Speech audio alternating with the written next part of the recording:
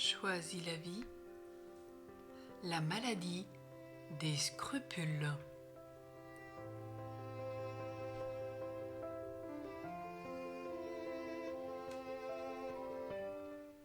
Thérèse traversa une autre épreuve intérieure, la maladie des scrupules.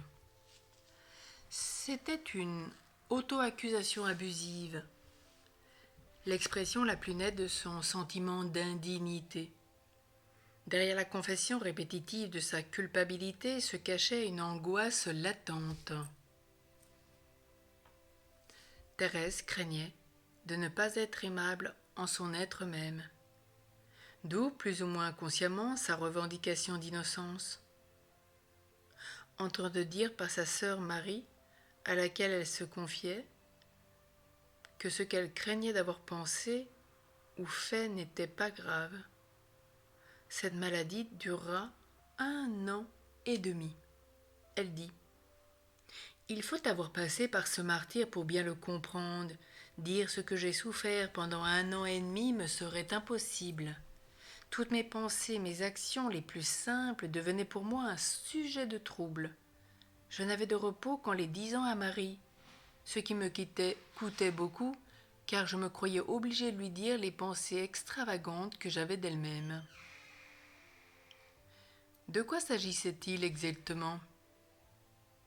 La maladie débuta brutalement après la retraite prêchée par l'abbé Daumain, aumônier de l'abbaye, sur le péché, la mort, le jugement, le ciel, l'enfer, la communion sacrilège. Dans cette ambiance encore très janséniste, l'angoisse de séparation toujours latente chez Thérèse refit surface. Comment ne craindrait-elle pas dans ce contexte d'être séparée de Dieu pour l'éternité ? La crainte d'offenser Dieu empoisonnait sa vie, témoignait mère Agnès au procès informatif. Le père Almire Pichon, confesseur de la famille Martin, qui était lui-même passé par le martyre des scrupules, dut la rassurer à 2 reprises en lui disant qu'elle n'avait pas commis de péché mortel. Ces scrupules eurent probablement trait, pour une part, à la sexualité. Thérèse venait d'avoir 12 ans, elle craignait de découvrir le mal. « J'étais à l'âge la plus dangereuse pour les filles, » disait-elle. Elle avoua par ailleurs, personne ne m'avait jamais instruite des choses de la vie, ni mon père, ni mes sœurs. Elle en trouva connaissance dans la nature en observant les fleurs et les oiseaux. 4 ans plus tard, Marie Guérin, sa cousine, lui écrivait : « Paris n'est pas pour guérir les scrupuleux. Je ne sais plus où tourner mes regards. Si je fuis une nudité, j'en rencontre une autre, et ainsi de suite toute la journée. C'est à mourir de chagrin. Il me semble que c'est par curiosité. Il faut que je regarde partout. Il me semble que c'est pour voir du mal. Le démon ne manque pas non plus de me rappeler toutes ces vilaines choses que j'ai vues dans la journée, et c'est un autre sujet de tourment. Comment veux-tu que je fasse la Sainte Communion ? » Thérèse lui répondit aussitôt : « J'ai tout compris, tout. Tu n'as pas fait l'ombre du mal. Je sais si bien que ce sont ces sortes de tentations que je puis t'assurer sans crainte d'ailleurs, Jésus me le dit au fond de mon cœur. Il faut mépriser toutes ces tentations, n'y faire aucune attention. Non, il est impossible qu'un cœur qui ne se repose qu'à la vue du tabernacle offense Jésus au point de ne pouvoir le recevoir. Ce qui offense Jésus, ce qui le blesse au cœur, c'est le manque de confiance. » Si la réponse de Thérèse fut aussi claire, c'est qu'elle parlait d'expérience. Ses scrupules à elle apparurent au début de son adolescence dans un contexte personnel d'extrême sensibilité et fragilité. La sexualité était un sujet tabou. Le silence favorisait plus encore les scrupules. Outre Marie Guérin, on sait aujourd'hui que ses autres sœurs, Marie, Léonie et Céline, connurent, elles aussi, des crises de scrupules à ce sujet. Comment Thérèse a-t-elle réagi à cette maladie ? Par l'ouverture du cœur. la confiance totale, l'obéissance à sa sœur Marie, et elle n'omit aucune communion. Elle dit, Marie m'était pour ainsi dire indispensable. Je ne disais qu'à elle mes scrupules et j'étais si obéissante que jamais mon confesseur n'a connu ma vilaine maladie. Je lui disais juste le nombre de péchés que Marie m'avait permis de confesser, pas un de plus. Marie savait donc tout ce qui se passait en mon âme.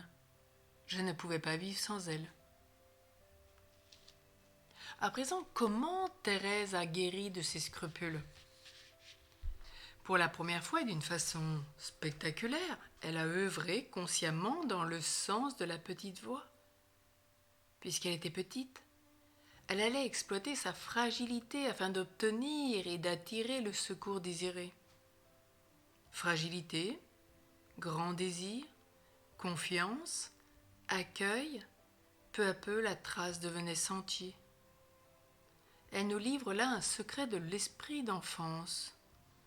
Pour être aidée, elle ne s'est adressée ni à sa mère défunte, ni à de grands saints, ni au Seigneur. Elle a choisi de faire appel à de tout petits enfants. Le jour de sa fête, le 15 octobre 1886, elle supplia ses 4 frères et sœurs défunts de la sauver des scrupules. Elle dit, « Je compris que si j'étais aimée sur la terre, je l'étais aussi dans le ciel. » Elle se rangea elle-même parmi eux et présenta ainsi au Seigneur ce qu'il y avait de plus fragile en elle, ce qui fut chronologiquement sa 4e guérison, guérison intérieure évolutive, qui passa par la réconciliation avec elle-même et avec ce qu'il y avait de plus petit en elle. Ce fut une grâce qu'elle accueillit avec reconnaissance. Remerciez le bon Dieu de ce qu'il a fait pour vous, car s'il vous abandonnait au lieu d'être un petit ange, vous deviendriez un petit démon, lui rappelait le père Pichon. Et la paix revint inonder son âme. Elle expérimentait donc pour la première fois ce qu'était la voix d'enfance. Elle commençait à saisir la différence entre perfection et sainteté. Elle dit, oui, il suffit de s'humilier, de supporter avec douceur ses imperfections. Voilà la vraie sainteté. Elle me semble facile. Je vois qu'il suffit de reconnaître son néant, sa fragilité, et de s'abandonner comme un enfant dans les bras du bon Dieu. C'est assez clairement dire que la sainteté, pour Thérèse, n'équivaut pas à la disparition des imperfections, mais à leur acceptation paisible dans la confiance en celui à qui elle peut tout, si petite qu'elle soit. Et de ce fait, Thérèse consacra une poésie à ses petits frères du ciel, qu'il avait délivrés de ses scrupules, et à l'approche de la mort, lui épargnèrent l'angoisse des mains vides. Alors nous, aujourd'hui, désirons vivre la vraie sainteté ? Reconnaissons notre néant, abandonnons-nous à Dieu et choisissons ce chemin de la confiance, de l'abandon, et nous sortirons de toute angoisse. Et peut-être que si nous avons des frères et sœurs décédés, nous pouvons demander aussi notre guérison à ces frères et sœurs. Ils nous accompagneront.